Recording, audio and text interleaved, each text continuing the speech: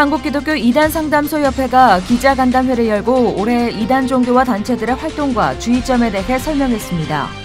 협회에 따르면 이단 상담소를 통해 한 해 평균 50여 명씩 개종자가 나오며 회심자 중 신천지 신도들이 가장 많은 것으로 나타났습니다. 종교개혁 발상지 독일은 성탄 연합예배로 종교개혁 500주년의 모든 공식 행사를 마무리했습니다.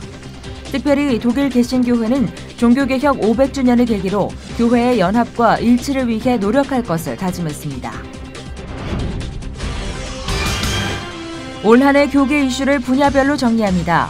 살충제 계란 파동과 지진 등 생명윤리와 안전에 대한 경각심이 높았던 2017년, 그 모든 기저에 기독교 세계관 위협이라는 문제가 포함돼 있어 근본적인 인식의 전환이 요구되고 있습니다.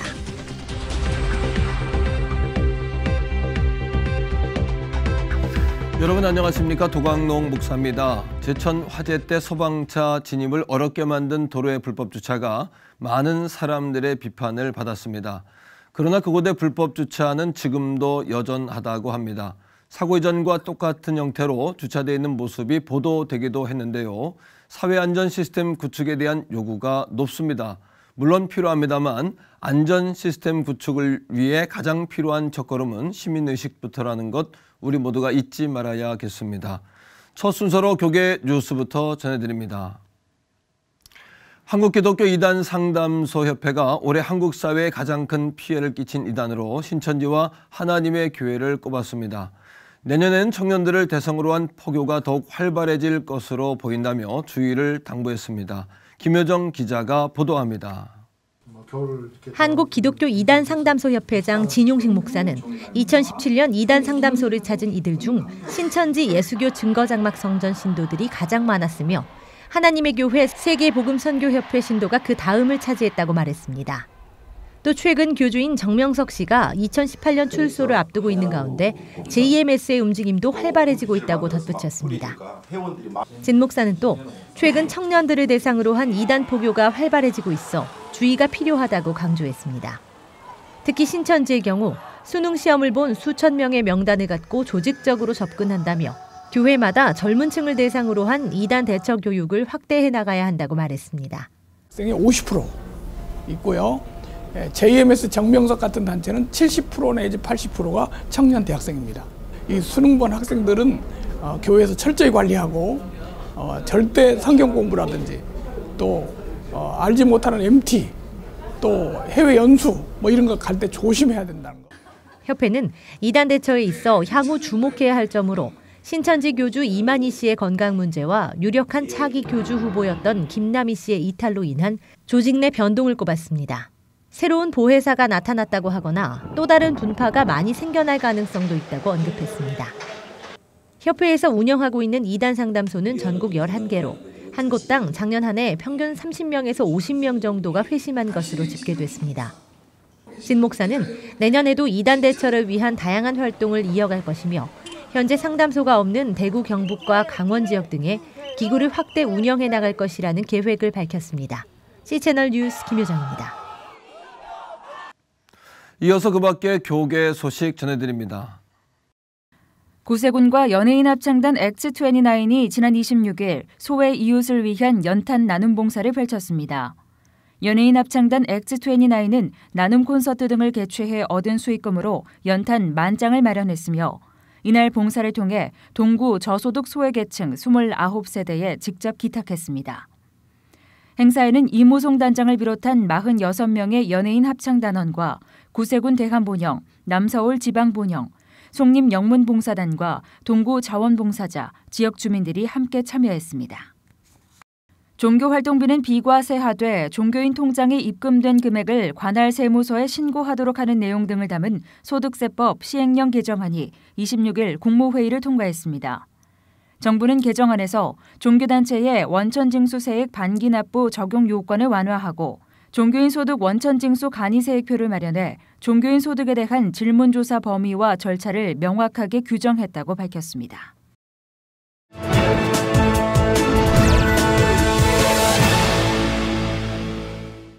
이번에는 나라 밖 소식입니다. 자신의 사명을 묵묵히 감당해내는 사람들의 이야기는 큰 도전과 감동을 줍니다.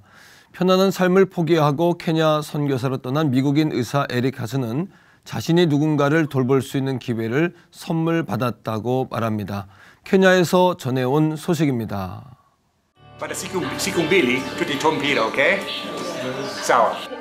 Dr. Eric Hansen didn't speak Swahili before he moved to Kenya. In fact, he and his family never planned on living on the African continent at all. My wife actually asked me when we were dating if I was going to be a long-term cross-cultural missionary, and I said no, and that was the right answer. So it was a little bit of a bait and switch. What brought us here 7 years ago was really God changing our heart. The Hansens moved from Texas to Kenya, specifically to work at Kijabe Hospital, which is about an hour outside the capital city of Nairobi. Hansen is the lead pediatric surgeon at Kijabe. By definition, he's a missionary doctor, but the definition is changing. The model of the past, where mission hospitals were staffed almost exclusively by expatriate missionaries, is maybe relevant in some places, but increasingly not the best model. And I think that as we train, as the Kenyan staff here at Kijabe grows, half the physicians are African here. To better appreciate the services provided by these Christian hospitals, you just need to look at the numbers. For example, here in Kenya, 40% of the medical services are actually provided by these Christian hospitals. If he were simply a surgeon, Hansen could perhaps treat hundreds of children each year, but as a teacher, the reach is far greater. Training these people who will go out and train others, we're talking about tens of thousands of children. That's more than I could ever do in a lifetime. I think it's a great testimony to the love of Christ. Twice each day, doctors, staff, and patients have the opportunity to attend services at the campus chapel. Because of what he did about 2,000 years ago, he's still speaking life to each and every one of us. I think the challenges that we have here ultimately pale in comparison to the opportunities that we have. There's the epiglottis, okay? It's a privilege to be able to operate on anybody. From a surgeon standpoint, it's a cool case. From the patient standpoint, we hope we can really help the child and the family. And then from a training standpoint, it's key. Hansen and Bert could easily make 6 figures in their home countries. Where I come from, Australia, there are many surgeons. They don't need another surgeon there, really. Instead, they have chosen a different life, a different calling, with its own unique rewards. Living here, we feel like we've hit the lottery. It's about obedience. It's about, love, hopefully response and love, and loving other people that are my trainees, but also my colleagues and also the patients. So let me say a prayer for Moby. God in heaven, we pray for your mercy. I thank you for the chance to take care George Thomas, CBN News, Kijabe, Kenya. 각 나라마다 2017년 올 한 해를 이모저모로 마무리하고 있습니다. 특별히 종교개혁 500주년을 보냈던 독일의 소식도 궁금한데요. 독일 현지 허승우 선교사님 전화 연결해서 말씀 들어보겠습니다. 선교사님, 먼저 2017년을 정리하는 독일의 분위기는 어떤지 궁금한데요. 말씀해 주시죠. 독일의 전체적인 분위기는 언제나 그렇듯이 지금 차분합니다. 단지 정치적으로 앙겔라 메르켈 총리가 4번째 연임에서 최장기 총리가 되었지만 아직 새로운 내각을 구성하지 못하고 있습니다. 제1야당인 사회민주당이 연정을 거부하고 있어서 아직 해법을 찾지 못하고 있는 상황입니다. 경제적으로는 아주 좋은 상태이고요. 매년 잘 성장하고 있습니다. 하나 문제는 3년 전 야기됐던 난민 문제가 있는데요. 전체적으로는 안정되어 가고 있지만 세세한 부분에서는 감당해야 할 문제들이 종종 나타나고 있습니다. 올해 종교개혁 500주년 관련 이슈가 가장 많았던 곳이 독일이었는데요. 독일에서는 어떻게 정리를 하고 있습니까? 네, 독일 개신교회는 10년 동안 종교개혁 500주년을 잘 준비해서 매년 주제를 가지고 다양한 프로그램들을 진행해 왔습니다. 특별히 이제 루터 성경을 개정해서 루터 성경 2017을 발간했고, 독일 개신교회는 종교개혁 500주년 의미의 당점을 교회 일치에 많이 두었던 것 같습니다. 루터의 종교개혁에 대해서 새롭게 탄생한 개신교회로서 500주년이 지난 현 단계에서는 개혁이라는 말보다는 개혁이라는 이름으로 분열하기보다는 나누어진 교회들이 다시 하나 되기를 바라는 그러한 현장의 마음이 강했던 것 같습니다. 또한 종교개혁 500주년을 준비하는 가운데 갑작스러운 난민들의 유입이 있었습니다. 이때 가장 앞장서서 지지하고 후원한 곳이 독일 교회들이었습니다. 특별히 독일 개신교회는 적극적으로 안겔라 메르켈의 정책을 지지하는 성명서를 발표하였고 개교회들마다 자원봉사자들이 나서서 난민들을 그리스도의 사랑으로 따뜻하게 맞이해 주었습니다. 종교개혁 500주년을 맞이해서 독일 개신교회는 자신의 교회뿐만 아니라 이웃 종교들과 수혜받는 이웃들을 배려하고 관심을 기울이는 세심하면서도 성숙한 모습을 보여주고 있습니다. 종교개혁 500주년 이후의 과제에 대해서는 어떤 논의가 있었는지도 궁금합니다. 어떻습니까, 송 교사님? 루터가 종교개혁을 한 시대와 2017년의 시대적 상황은 많이 다른 것 같습니다. 이런 시대적 상황의 차이에도 불구하고 루터와 오늘 우리들이 동시에 가지고 있는 것은 하나님의 말씀이라고 할 수 있습니다. 오직 하나님의 말씀만이 종교개혁 신학의 나침판이며 2017년 오늘을 살아가는 우리들과 교회들의 등대와 같다고 할 수 있습니다. 그럼에도 불구하고 너무 다른 시대적인 상황 속에서 하나님 말씀을 해석해내고 하나님께서 기뻐하시는 모습으로 살아간다는 것이 우리들의 큰 과제가 될 것입니다. 루터교회는 종교개혁을 맞이해서 세상과 이웃을 향해서 열린 교회, 그리고 온갖 억압과 차별로부터 자유로운 교회, 그리고 서로의 다름으로 인한 분열이 아닌 대화와 일치를 향한 교회를 원하였다고 할 수 있습니다. 그럼에도 불구하고 루터가 하나님의 구원을 얻기 위하여 그렇게도 몸부림쳤던 신앙의 치열함이 독일 교회에 아직 남아있는지 독일 교회의 빈자리를 볼 때마다 아쉬움과 위기로 느껴집니다. 독일 교회가 세상 나라뿐만 아니라 하나님 나라의 중심에 용기 있게 나서는 복음이 충만한 교회, 성도들이 될 수 있도록 한국교회 성도님들의 기도를 간절히 부탁드립니다. 네, 복음이 충만한 교회와 성도가 될 수 있도록 독일 교회뿐 아니라 세계 교회 모두가 기도하며 노력하는 2018년이 되야겠습니다. 성 교사님 말씀 감사합니다. 네, 감사합니다.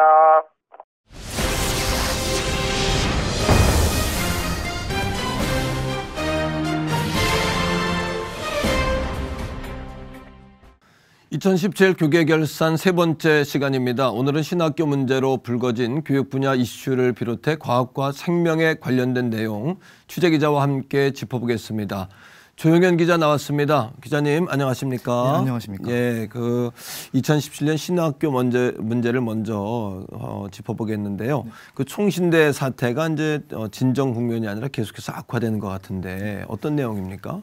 네, 학생들은 지난해에 이어 올해 지속적으로 네. 수업과 졸업까지 모두 거부하고 있고, 그렇군요. 최근에는 예장합동 교단을 중심으로 총신대 정상화를 위한 금식 기도회까지 진행하고 있는 상태입니다. 그렇군요. 근데 왜 이런 문제가 불거지게 됐는지 궁금한데. 네, 문제의 핵심은 바로 총신재단 이사회와 예장합동 교단의 네. 갈등 양상에 있습니다. 그렇군요. 예, 지난해 총신대 김영우 총장이 교단 부총회장직을 얻기 위해 금품 수수를 한 혐의로 논란이 올해까지 지속됐습니다. 네, 예, 그리고 지난 3월과 7월 사이에는 총신재단 이사회가 예장합동 총회에 정식 승인 없이 구성되면서 또 이 재단 이사회는 지난 9월 교단 정기총회 직전에 비공개로 총신대 정관을 개정하기에 이릅니다. 그러면 정관을 변경했다면 그 변경된 내용들이 있을 텐데 어떤 내용들이 있는지요? 예, 바뀐 정관 중에는 크게 두 가지 논란거리가 있는데요. 네. 먼저 총신대가 교단의 개입을 차단했다는 것입니다. 예. 이사회 구성에 교단 소속 목사나 장로 이해 사람도 허용하는 등으로 개정이 된 것인데 네. 이것은 학교를 예장합동 소송에서 벗어나 사유화하려는 시도라며 지적을 받았습니다. 네, 예. 또 하나 논란이 된 것은 종전에 임원으로 있는 사람이 어떠한 문제가 있어 기소됐을 때 직위를 박탈하는 조항이 있었는데 이번에 이 조항을 삭제한 것입니다.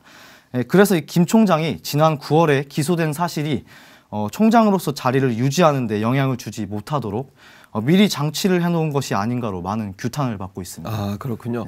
그럼 김 총장이나 재단 이사회의 행보에 대해서 교단도 이제 가만히 있지 않을 것 같은데 교단의 그 대응은 어떻습니까? 네, 총신대 정관이 개정된 사실을 뒤늦게서야 파악한 예장합동 교단은 학교 정상화를 위한 기도회와 보고회 그리고 전국교회 서명운동을 전개했습니다. 그리고 진행되고 있는 김 총장 소송에 대해서도 많은 교회들의 도움을 요청하고 있는 상태인데요. 하지만 최근에는 재단 이사회에서 김 총장을 제7대 총장으로 연임함과 동시에 운영이사회에서도 총장을 세워 한 학교의 총장이 둘인 그런 사상 초유의 사태가 됐습니다. 예장합동 전기현 총회장은 이 사태의 핵심은 총신대가 총회와 선을 긋고 교단의 지도를 벗어나려는 것에 있다고 지적하면서 대화의 문은 열어야 하지만 법적인 문제는 강력하게 대응해 나갈 것이라고 밝힌 바가 있습니다. 그렇군요. 하나님의 일꾼을 키워내는 신학교에서 정말 그 끊임없는 진통이 계속되고 있는데요. 이렇게 신학교에서 이런 일들이 벌어지는 근본적인 또 이유가 있을 것 같은데. 네, 그렇습니다. 예. 사실 올해 총신대 말고도 한신대와 감신대 등에서도 비슷한 문제가 많았습니다. 이런 원인 중 하나가 바로 목회자 공급 과잉이라는 분석이 있는데요. 전문가들은 이런 상황에 신학교 스스로가 특별한 위기의식도 없고 교육의 질은 낮아지며 형식화가 돼가는 것을 지적하고 있습니다. 신학교 스스로의 개혁과 뼈를 깎는 과정이 없다면 이러한 신학교의 침체는 막을 수 없다는 분석이 이어지고 있습니다. 그래요. 하나님의 사람들이 키워지는 신학교들의 이런 어려움들이 속 회복되기를 우리 모두 기도하겠고요. 또 이와 더불어서 이제 한국교회 주일학교의 위기, 또 교회학교의 풍경들에 대해서 우리 좀 살펴볼 필요가 있을 것 같은데 어떻습니까? 네, 올해도 교회학교의 학생 수가 역시 감소했습니다. 네. 지난해까지 각 교단마다 30에서 많게는 50%까지 감소한 추세가 올해도 계속 이어지고 있었습니다. 2017 한국 기독교 언론 포럼의 조사에서는 학원 시간과 교회 예배 시간이 겹칠 때 교회를 빠질 수 있는가라는 질문에 그렇다라고 응답한 개신교인이 거의 절반 가까이 나타났습니다. 그마저도 교회에 온 학생들이 그저 예배를 구경만 하다 집에 가는 이런 실질적인 신앙의 체험이 없는 교회학교의 교육 환경이 침체의 한 원인이 되고 있습니다. 그렇군요. 굉장히 심각한데요. 이제 신앙의 열정보다는 학구열이 더 중요한 시대가 된 게 아닌가 이런 생각이 들고요. 또 다른 또 원인도 있을 것 같은데. 네, 그렇습니다. 네, 또 다른 원인은 한국 교회가 초고속 고령화와 최저 출산율에 많은 영향을 받고 있다는 것입니다. 정부에서도 다자녀 가정에 대한 그런 재정 지원 프로그램을 다양하게 진행을 하고 있지만 일각에서는 크리스천들까지 출산을 단지 경제적인 관점으로만 바라봐야 하는가라는 의문도 제기하면서 인식에 대한 변화를 촉구하는 움직임도 있었습니다. 그렇다면 이런 위기에 대한 방안으로 우리가 어떤 노력이 좀 필요할지 어떨까요? 네, 대표적으로는 올해 지난 6월에 한국교회 다음 세대를 깨운 운동연합이 초교파 연합체 형식으로 출범해서 통합적인 교육 백서와 자료 등 전국 교회들이 적극적으로 활용할 수 있는 콘텐츠를 만들고자 하는 노력들이 있었습니다. 이와 함께 교회학교에 대한 인식 전환과 부모 교육이 교회학교 성장 동력의 우선 과제로 뽑히면서 다음 세대를 위한 다각도의 노력이 진행 중입니다. 다음으로 이제 또 우리가 주목해 봐야 될 것이 올해 그 생명과 그 국민들의 건강에 위협을 준 사건들이 여러 건 있었어요. 관련 내용에 대해서 좀 소개해 주시면 좋겠는데요. 예, 우선 지난 8월에 큰 파장을 일으켰던 살충제 계란 이야기를 빼놓을 수가 없는데요. 그렇죠. 네, 일부 농장에서 납품된 달걀에서 농약 성분이 검출돼서 전국을 충격에 빠뜨린 적이 있습니다. 양계장 케이지 안에 있는 닭에 직접 농약을 살포하거나 심지어는 사료에 살충제를 넣어서 먹이기도 한 것입니다. 저도 그 소식을 듣고 많이 놀랐었는데 이번 사건을 통해서 소비자나 생산자의 의식뿐만 아니라 온 국민들의 좀 소비에 대한 또 생산에 대한 의식이 좀 전환돼야 되지 않겠는가 이런 생각이 있었는데요.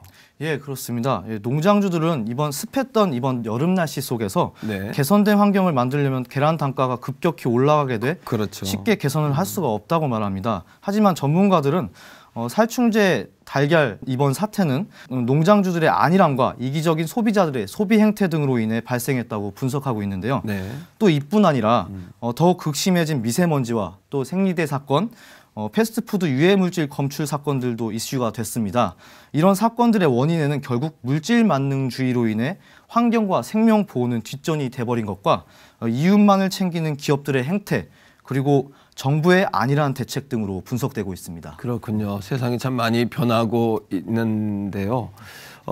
근본에 우리 크리스찬으로서는 정말 중요한 사건이 올해 또 있지 않았습니까? 성경을 근거로 한 창조론이 그 진화론에 철저하게 짓밟히는 그런 안타까운 그런 사건들도 있었는데요.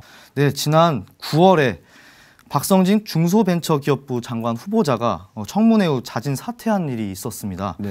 당시 청문회에서는 창조론을 믿는 후보자를 어떻게 장관으로 세울 수 있는가를 이슈로 내세웠었는데 박 후보자의 경력 중에 기독교 창조론 학회 활동을 이끌고 있는 것을 문제로 삼아 논란이 일어난 것인데요. 심지어 박 후보자는 지구 나이 6,000년설 발언으로 인해 사이비로까지 매도당하기도 했습니다. 이 논란에 대해서 교계에서도 반응이 있었을 것 같은데요. 네, 그렇습니다. 한국창조과학회에서는 일반적으로 알려진 지구 나이 46억 년이라는 것 역시 가설일 뿐 사실은 아니라며 지구의 나이가 훨씬 젊을 것이라는 많은 증거도 존재한다고 설명했습니다. 또한 생명의 기원 등에 대해 완벽히 증명된 이론이 아무것도 없음에도 단지 창조론을 사이비로 매도한다는 것은 옳지 않다는 주장도 했습니다. 하지만 이 창조론에 대해서 세상에 더욱 적극적인 소리를 내었는가에 대해서는 반성의 여지 또한 있습니다.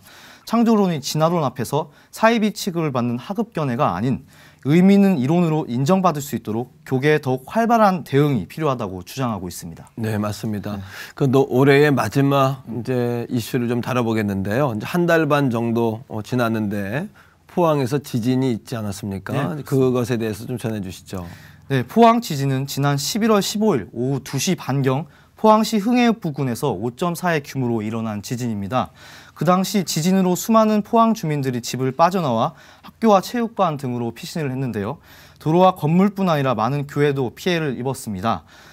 진원지에서 가까웠던 한동대학교는 또 벽돌이 무너져 내린 것도 많이 보도가 됐었습니다. 특히 사상 처음으로 지진으로 인해 11월 16일 예정이었던 2018학년도 대학 수학 능력 시험이 한 주 연기되는 일도 있었습니다. 맞습니다. 모두가 이제 안타까웠던 사건이었는데요.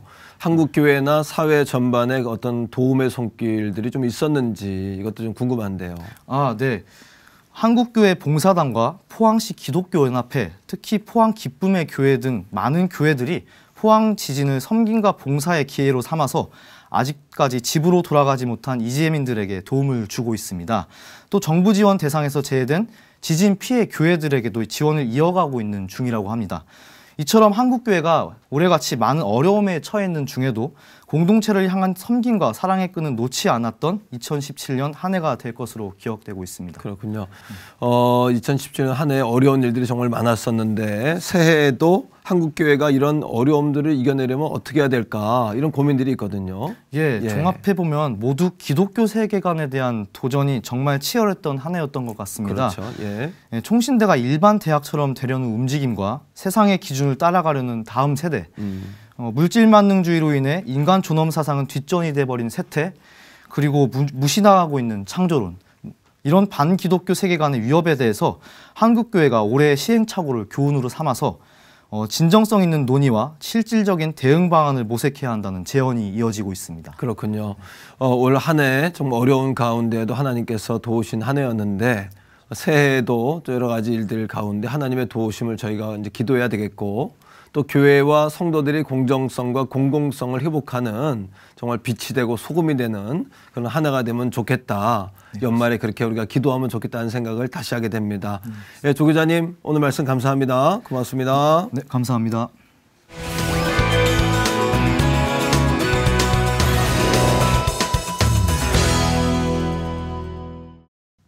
요 며칠 서울에 발생했던 미세먼지는 중국에서 온 것이 아니라 한반도 상공의 대기 정체 현상이 원인으로 밝혀졌는데요. 순환하지 않는 것은 늘 문제가 생깁니다. 고여있지 않도록 노력하는 것, 우리의 삶에도 적용돼야 하는 부분일 겁니다. 시선을 메꿔준 굿데이는 시청자 여러분과 함께하는 방송입니다. 좋은 의견 있으시면 아래 전화번호와 이메일로 연락 주시고요. 인터넷을 통해서도 방송을 다시 보실 수 있습니다. 오늘 순서는 여기까지입니다. 시청해주신 여러분 고맙습니다.